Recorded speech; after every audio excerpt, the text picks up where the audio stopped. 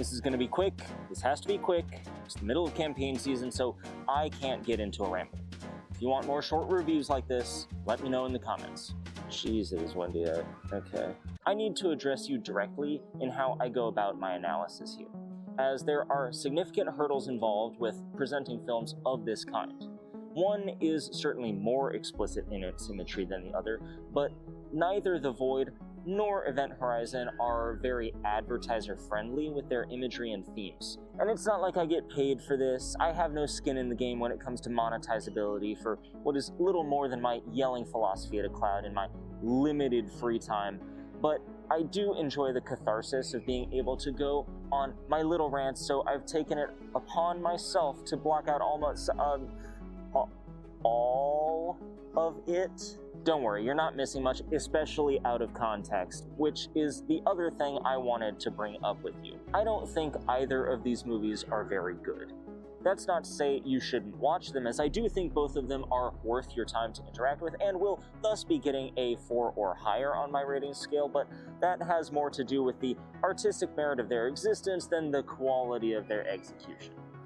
These movies share a lot of their literary DNA with each other, and that's great on occasion, but it also means they share a lot of the same pitfalls that seem to plague Eldritch horror stories existing in a visual medium. I'm getting ahead of myself though, so let's take a step back and look at the present. The year is 2047. The Christian god is real, as evidenced by the Christian hell below him, and the planet's top physicist has created a spaceship that summons demons. What the hell is a warhammer?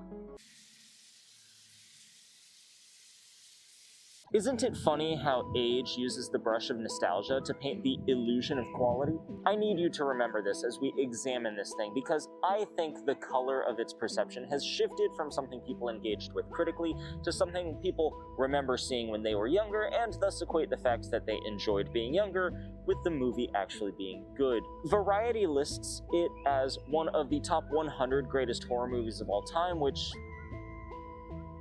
okay. And the film has garnered a cult following in the years since its release, to the point where there have been studio talks to resuscitate the franchise, because nothing is new in the latest age of corporate media. Don't let any of that delude you though. This is a bad movie. It was written and directed by the man culpable for most of the Resident Evil franchise, and any cult enjoyment you garner from it should include an acknowledgement of its failings. It has a lackluster plot, questionable set design, is too short for the ambitiousness of its premise, and suffers from a very bad case of 90s CGI. It's a mess. And for anybody who says this movie isn't a mess is refusing to engage with the reality of the final edit. Oh, but Tuesday, did you know it was generally 40 minutes longer? Yes. Shut up. Despite all of this, there's still some fun to be had here, and that mostly comes from the ever-expansive schlock department. Event Horizon isn't a horror movie in the sense that it's gonna scare you too much, okay? Event Horizon is a horror movie because it's gross, even in the cut-down, sanitized form that hit theaters. The first scene we see in the film outside of the opening crawl is Sam Neill having a dream where his wife is missing her eyeballs, and it ends with a nightmare of a man who's spent a little too much time on the skin-optional groups in Facebook. This stuff gets nasty pretty quick and is legitimately the best part of the movie. Like, I don't remember what anybody's names are, but the Lawrence Fishburne hell visions will probably be stuck in my head for the rest of my life. So, why isn't there more of it? Well, as is often the case with high-gore horror flicks, there was a bit of meddling from corporate. Apparently, Paramount wanted the film to come out before Titanic, which meant the director, Paul Anderson, who is a middling director at the best of times, only had 6 weeks for editing.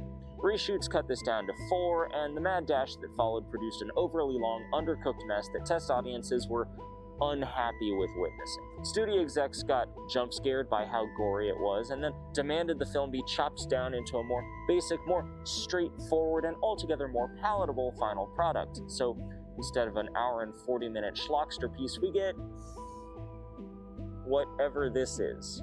Don't get me wrong, I don't think the extra 10 minutes could have saved it. It's more that I think the story would have flowed better and the visuals would have been more memorable.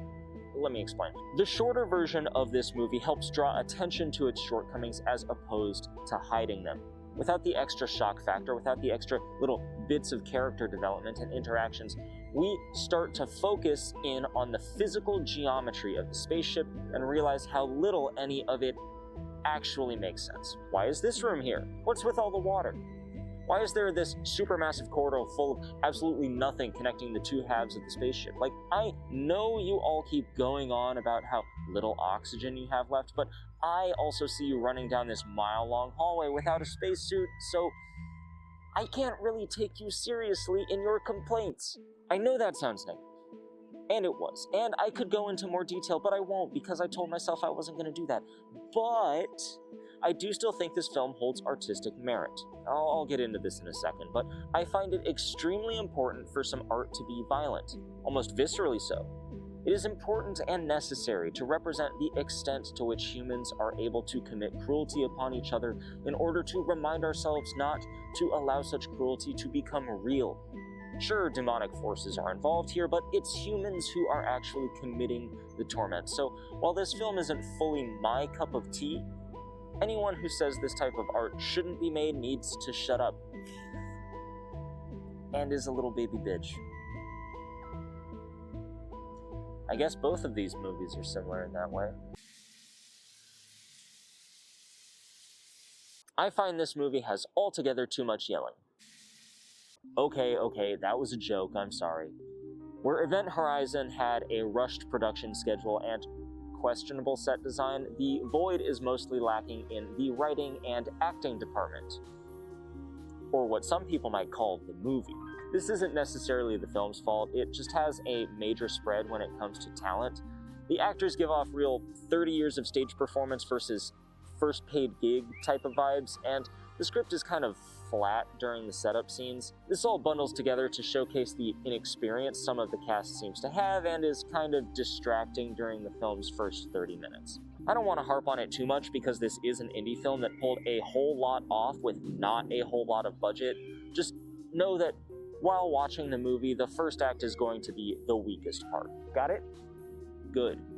It occurs to me you have no idea what I'm talking about, so let me do a little bit of a plot explainer. The Void is an independent Canadian horror film directed by Stephen Kostanski and Jeremy Gillespie. It follows Deputy Sheriff Daniel Carter as he tries to combat a band of hooded cultists who have encircled the hospital he and his compatriots are holed up in. Things turn from bad to worse when his estranged wife Allison is kidnapped by the cult's leader, and Daniel must explore the deepest depths of the hospital's basement to rescue her. Along the way, he picks up a couple unexpected allies while fighting eldritch monstrosities from beyond the pale. Will he survive? I don't know. I've seen the end of the movie. I legitimately don't know. Will he kill some gruesome beasties and ghoulies along the way? Of course he will.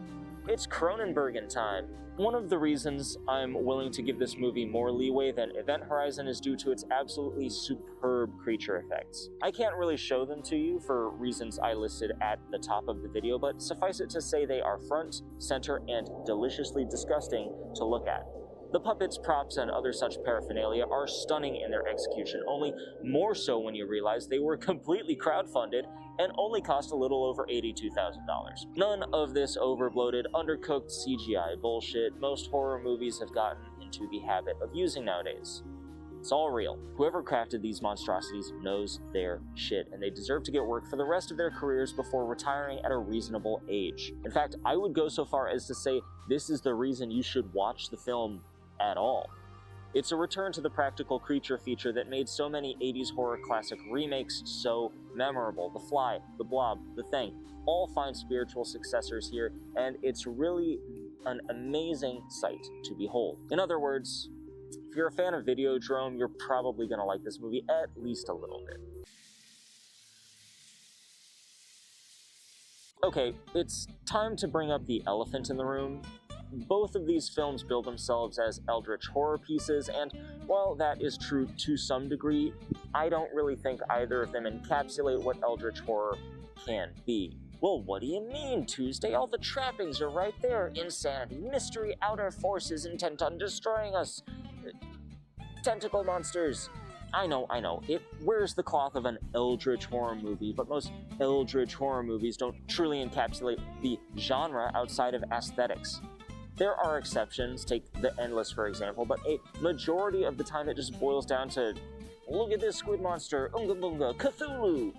And that's not really the whole point. Good Eldritch horror is predicated on us not understanding shit about what is going on, catching glimpses of the possible, and then either stepping back onto our island of reason or diving so deep into insanity that we could never hope to explain the things we've learned to other people. Consider this hypothetical. You are a crab. You're just walking around, clacking your claws on a nice warm rock by the ocean. You have a crab life. You grab fish and snack on them. You have a crab wife. She grabs her babies and snacks on them. Life is simple. Then one day, without warning, you wake up and are a human. You remember being a crab, and now you're a human. You roll with it and do bog standard human stuff for a couple of days. Pay taxes, hate Chuck Schumer, what have you. And then turn back into a crab. Shouldn't be too difficult now, right? Shouldn't be too strange, except it is. Because you remember being human. You're stuck with crab brain again, so you can't quite understand all of what you remember, but you know for a fact there is something greater than yourself out there. You know for a fact there is now a higher plane of existence than any of the crabs around you could even begin to comprehend, and you need to go back and experience that truth once more. This would drive the crab insane. This would drive the crab to extremes.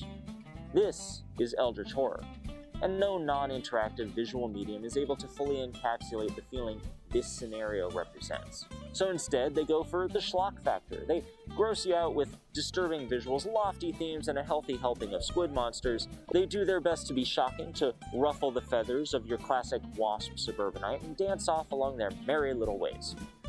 The reality of this disappoints me, but I do commend them for their efforts. So, if you're looking to have a good time watching a couple of bad movies, I can definitely say both Event Horizon and The Void are worth your time to watch. 4 out of 10. As always, it is Tuesday. I am Tuesday, and I hope you have a wonderful day. Bye! I'm in one of the busy seasons at work right now, so it's been hard to get a video out this month. I remain committed to fixing my upload schedule, but that sometimes is gonna mean that things are going to be shorter than I'd like or be harder to produce. So I don't often do this in the videos anymore, but if you want to see more of this, please hit the notification bell, subscribe, all that stuff. Just because the reason why I do this to some degree is because I want to be heard. I want the things that I think to be heard, and that only happens with you. So if you've seen some of my videos and are interested in literally anything that I have to say, please just do the stuff down below. I've got something a little extra planned for the latter third of March, just to try and make up how weird the schedule has been to all of y'all. So stay tuned for that. Bye.